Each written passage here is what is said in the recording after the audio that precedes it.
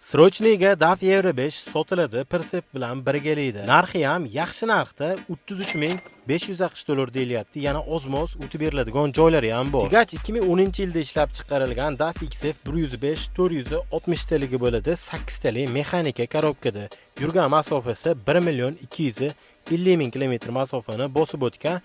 Mashinada retardo gorni bor. Baklari jami 1000 litrli bak bilan jihozlangan. Motorlari mo'y rasxod qilmaydi, hech qanday kamchiliklari yo'q, ishlab turgan mashina. Persep 2007-yilda ishlab chiqarilgan 105 kubalik Krone Persep bo'ladi. Moslari saf muz o'tka, balonlarning holati 80-90% tashkil etadi. Agar furaga qiziqqan bo'lsangiz, egalar nomerini videoni past qismida yozib qoldiraman, telefon qilib bog'lanishingiz mumkin. Telefon qilib bog'lana olmasangiz, Telegram orqali aloqaga chiqing, egasi reysga chiqib ketgan bo'lishi mumkin. Manzil Sirdaryo viloyati. Bu videoni mana shunaqa qulay narxda fura qidirib yurgan barcha tanishlarga jo'natib qo'yishim esdan chiqmasin. Hammaga rahmat.